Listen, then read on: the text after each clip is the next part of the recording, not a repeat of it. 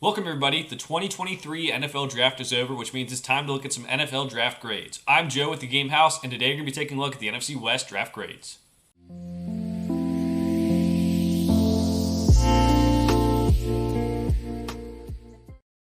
The NFC West is up in our NFL Draft Grade Series. Today we are going through each division here at the Game House, so make sure to check out all the divisions as we go through. Let's get it started with the Arizona Cardinals. The Cardinals were able to trade down, and then they got the guy they wanted all along, Paris Johnson, after moving down from 3. And Paris Johnson's the left tackle for Ohio State. I had him as the highest rated left tackle on my big board. I think he's a future All-Pro at left tackle. I think he could be that good when it's all said and done. Just a guy who's born to play the position. And Kyler Murray said he wanted more protection. They went out and got him more protection. Kyler Murray likely won't play next year, but at the same time, it's good to have these guys in place for when he does come back. At the edge rusher position, we have B.J. Ojulari. We have the Cardinals losing a lot of sack production over the last couple of years, whether that's J.J. Watt, Chandler Jones a couple of years before that. They need to get some guys who get some pressure. B.J. Ojulari should be able to do that, and a good value there for the Cardinals. Garrett Williams, the corner out of Syracuse, really good corner for 3 years, then tears his ACL the last couple of years, very good corner for the first couple of years, and then tears his ACL this past year. And really hurt his stock, but probably could be better than what most people think.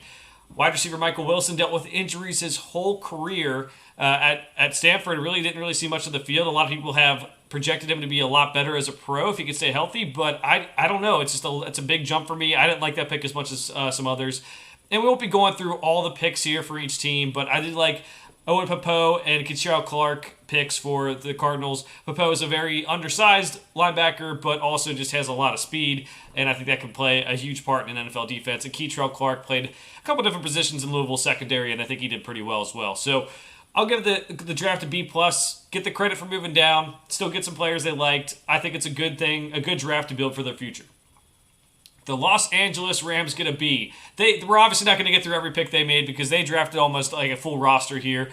But Steve Avila out of TCU, versatile interior lineman who played multiple different positions, could play center, could play guard. The edge rusher Byron Young out of Tennessee, maybe a little bit early, but I do like his athleticism. And when you don't have like early first round picks, this is good value here where they got him. Kobe Turner, the defensive lineman out of Wake Forest. Stetson Bennett, maybe a little bit too early here, but, you get a backup quarterback. They didn't have quarterbacks on the roster other than Matthew Stafford just a little while ago. And then Nick Hampton, the edge rusher out of Appalachian State, had a lot of good vibes around him as well coming out.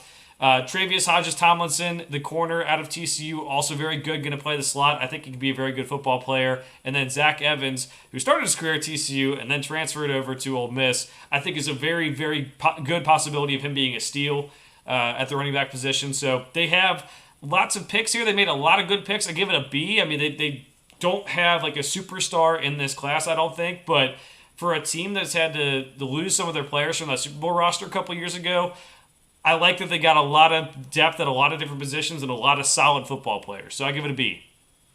Over to the 49ers, they get a D for me. Did not have many early picks. Their first pick was Jair Brown, the safety out of Penn State. I do like that pick. I think he can be a good pro. The next pick was a kicker, Jake Moody. Too early. We're not doing kickers that early. No, never. So I'm not opposed to taking a kicker in the draft, 6th, 7th round, that's fine. But earlier than that, especially when you have limited draft capital, not seeing it. Cameron Latu, the tight end out of Alabama. Again, a little bit too early there, too. So you just the grade just kind of stays there. They went early on a bunch of these guys down the line, and that's why they get a D. We can get into the specifics of the later round guys, but overall, this is a team that has a roster that is capable of getting to a Super Bowl, especially if the quarterbacks stay healthy. But they didn't set their team up the best way in this draft class to do that, so they get a D for that. And the Seahawks get a B+.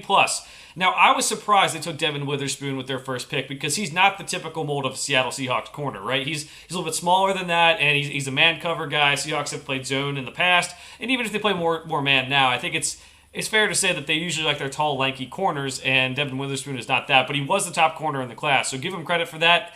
Assume they know how to use him, and we'll see what happens with him. Then they go get who I had as the second best wide receiver in this class, but probably the safest receiver in the class, if you're asking me. Jackson Smith and Jigba, the wide receiver out of Ohio State, didn't play this past year with a hamstring injury.